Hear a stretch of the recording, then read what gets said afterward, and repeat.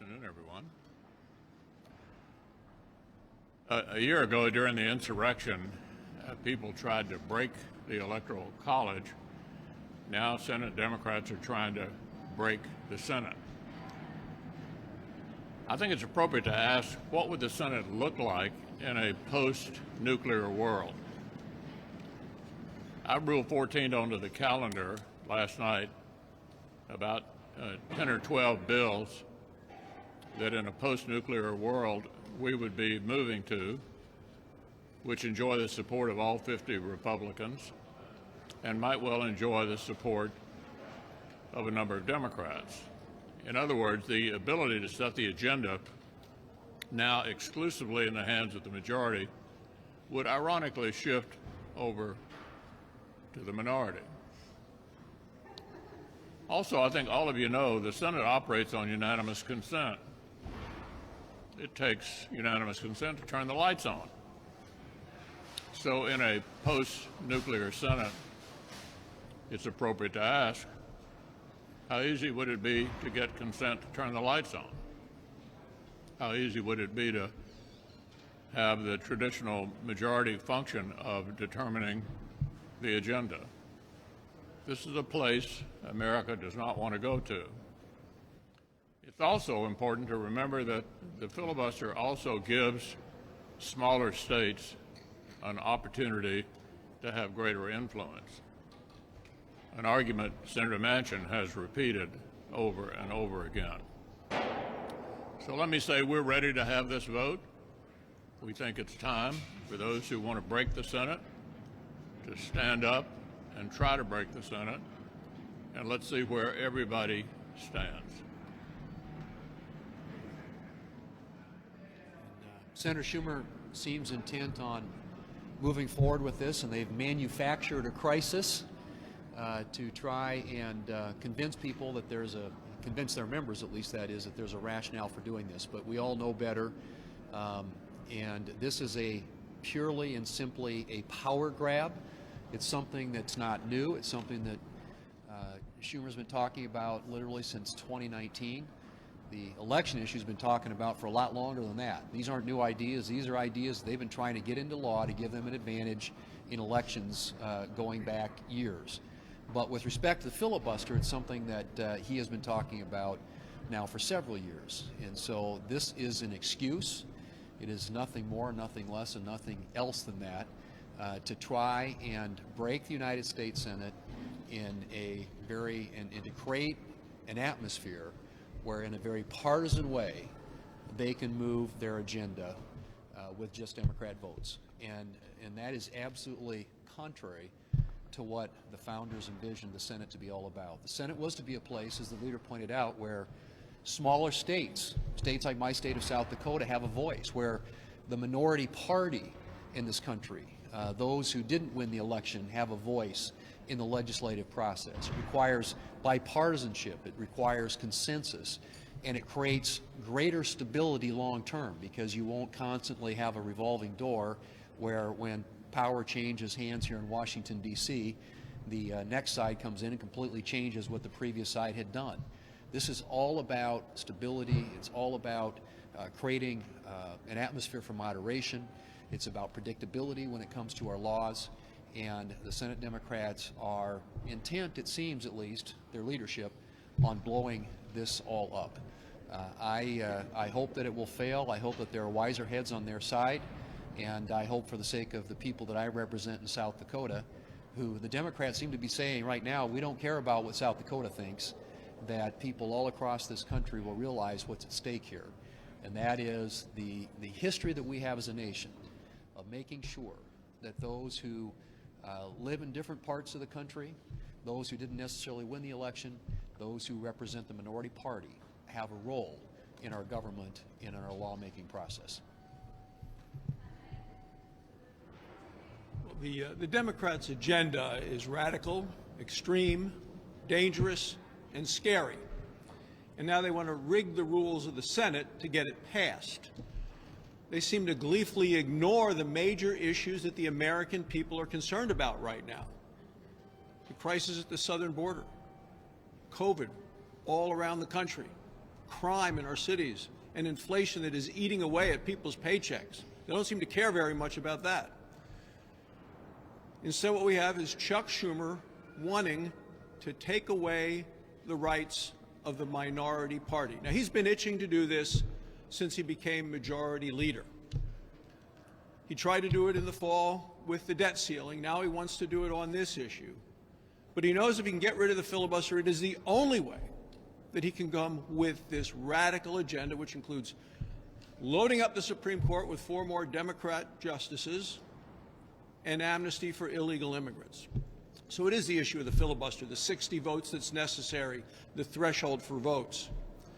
You know, this is the reason that we have a Senate, to bring people together, to get consensus, common ground. When the Republicans had the House, the Senate, and the White House just 4 years ago, 33 Democrats signed a letter. And in that letter, they said, we should not change the filibuster. We need the filibuster to help get common ground and get people together. 27 of those Democrat senators are still in the body today. And one of those who signed it is the Vice President of the United States, Kamala Harris. Chuck Schumer at one point said if you eliminate the filibuster, that would be doomsday for democracy. But that's what he wants to do right now. We have a 50-50 Senate that should be a mandate to move to the middle. The Democrats know that their agenda is very unpopular. They know their ship is sinking. They know that they're very likely to be in the minority in the House and the Senate next year. And so what they are proposing is a misguided kamikaze mission that will do big damage to our country, to the Senate, and to democracy. Well, I think the Democrats are about to make the same mistake with the election law that they did with the spending spree. You know, the reckless spending bill was basically everything Democrats had ever wanted to do in terms of interjecting the government into activities of everyday life in ways that the government hasn't been before. With the elections bill, there's always a reason for these federal takeover of the election. End of the 16th election cycle, at the very last minute, Democrats decided they wanted to make the election structure part of the essential critical services of the country in a way that would allow Democrats to take over something that states had run for 200 years and to make it more federal in nature. H.R. 1 passed before the 2020 election, was renewed right after the 2020 election, but suddenly the reason for H.R. 1 was everything that happened on Election Day in 2020. I think we're going to find that what happened after Election Day in 2020 is states that had been appropriately forward-leaning in what was the first pandemic election in 100 years changed their laws for that election with the idea that they go back and look at it after the election. Almost all of them did. Some states like Missouri changed their laws for that election and the law said when the election's over, the changes are over. No criticism for Missouri when they did that. Other states changed their law and went back and looked at the changes they made and decided how many of them they wanted to make permanent. Of the states that Democrats are complaining about, I can't find one of them that doesn't have an easier process for elections in 2021 than they had in 2018. Maybe not as easy as 2020, but there was a pandemic. You know, my mother used to say that that no good deed goes unpunished. Legislators did exactly what you would hope they would do, which was lean forward in an extraordinary moment and review that afterwards. I think they'd be pretty hesitant to do that the next time there's an extraordinary moment, because apparently you don't have the ability to go back and say, okay, what worked well in a pandemic that would also work appropriately in a normal cycle? Don't believe this idea that all of these states have changed their laws to make it harder to vote. All of these states have changed their laws in a way that makes it easier to vote than it was in any other election than the pandemic election, and we'll be talking about that over the next few days. So you can see a consistent theme in what leadership has been talking about, as well as those of us that gathered earlier today to do a presser with you. One, we are extremely concerned about Democrats' attempt to take over our state and local elections. They want to federalize elections. And as a former county auditor in the great state of Iowa, someone who ran local elections, I can tell you that in the recent years with Iowa modernizing their elections efforts, all we have seen in Iowa is that voter participation has increased. That goes counter to what the Democrats are saying with these new elections laws that we're suppressing votes. That is absolutely incorrect. It is a myth that has been conjured up by Democrats. Republicans want to make it easier to vote, but harder to cheat. And I believe that our local and state officials can do a much better job at administering our elections than bureaucrats at the federal level. The second issue at stake then is the Senate filibuster. And if the Senate filibuster goes away, literally, folks, we are breaking the Senate. You will see bipartisanship go out the window. The Senate is meant to be very different than our House. The collaboration in the Senate is key to protecting the minority rights.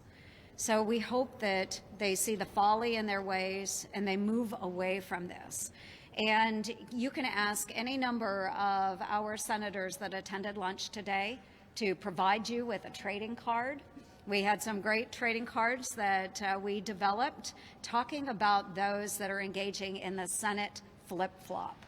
So there are 5 prominent Democrats that are featured on these trading cards. And on the back of the trading card, it will tell you what they said a couple years ago and what they're saying now. And I would be so happy if any number of you took these trading cards to those members and said, what has changed that you think it's okay to break the Senate now? You know, I've been surprised. I've been up here 3 years now, and I've been surprised, one, about the Democrats flip-flopping on things. I had to preside 3 to 5 hours a week my first 2 years up here. We're in the majority, and it's just fascinating. People will say totally different one day than something else based on, you know, what's good for them. That's what the Democrats have done for the last 3 years. As I travel Florida, what people care about is inflation. They're worried about gas prices, food prices, rent prices, the fact that the grocery shelves, some of them are not full. So that's what they're worried about. They're worried about making sure their kids are getting a good education, they can live in a safe community. Not what the Democrats are talking about. They're not, in my state, they're not talking about, you know, wanting to change the election laws. They don't want the federal government to change the election laws. We have early voting, absentee voting, or mail-in voting. You can vote on election day. But we also have a lot of election security. We want to make sure elections are free and fair. But Chuck Schumer doesn't care about election security. What he cares about, he wants to win elections. Everything they're doing is trying to say the Democrats win all the elections. That's all he cares about. So I hope that there's plenty of Democrats that, one, won't want to kill the filibuster, and two, will never vote for an election bill that tries to completely take over federally the election laws. Senator Manchin has said that he doesn't support getting rid of the 60 vote threshold, but he is talking about other ideas, including 3/5 of people present, or perhaps lowering the threshold to get on legislation or debate. Is that something that you'd be amenable to? The Senate isn't broken and doesn't need fixing.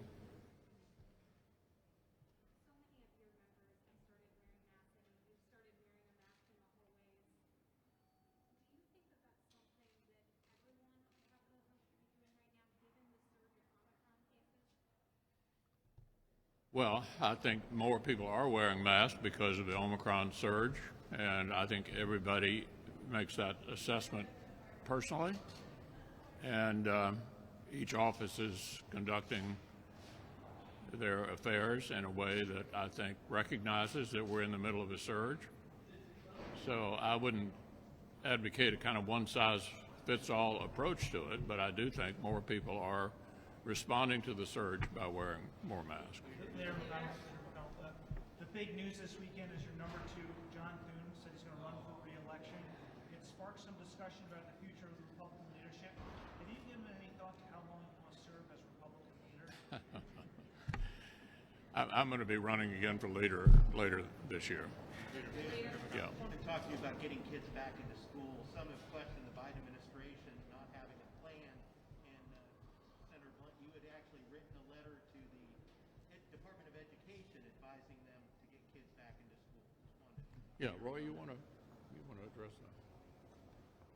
Well, Senator Burr, who is the top Republican on the authorizing committee, I'm the top Republican on the appropriating committee, and I wrote a letter to the Secretary of Education expressing our concern that all of the indications are that kids don't do as well not going to school in most cases as they do going to school. Kids have gotten behind in math and in reading and in other things. The Secretary of Education, actually in his former job in Connecticut, was an incredible advocate for getting kids back to school.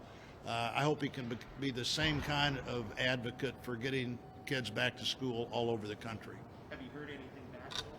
Well, we sent the letter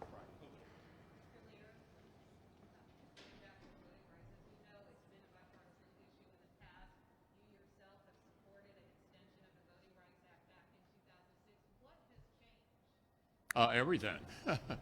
First of all, the Voting Rights Act is intact and doesn't expire for a number of years. The current John Lewis bill is about a whole lot of other things unrelated to the Voting Rights Act, which passed in 1965 and is still the law of the land. Let me also say there, if I could, Leader, that the Voting Rights Act, and I voted to extend the Voting Rights Act and would again, the Voting Rights Act was 12 pages. The John Lewis Act, you can call it whatever you want to, but it's way beyond the Voting Rights Act. The John Lewis bill, and John Lewis and I served together. I have the highest respect for him. Naming it for him is a smart thing because he was a hero in the civil rights effort. But that Voting Rights Act is so far beyond the Voting Rights Act that has served the country well that it's an election takeover. You can call it whatever you want to, but it's a 200-page election takeover, not a 12-page Voting Rights Act that points to the constitutional amendments and the law and says here's the way these need to be enforced.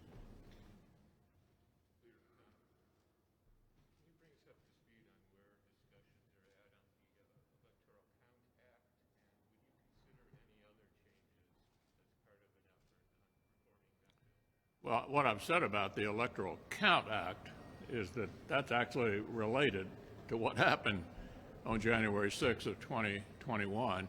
It obviously has some flaws, and I think it should be discussed. That is a totally separate issue from what they're peddling on the Democratic side this week. And I think that those who are involved in those discussions ought to take a while, make sure we get it right. But I think it does warrant being addressed, and hopefully can be addressed on a bipartisan basis. If you're looking for an example, the way infrastructure went forward. Thank you.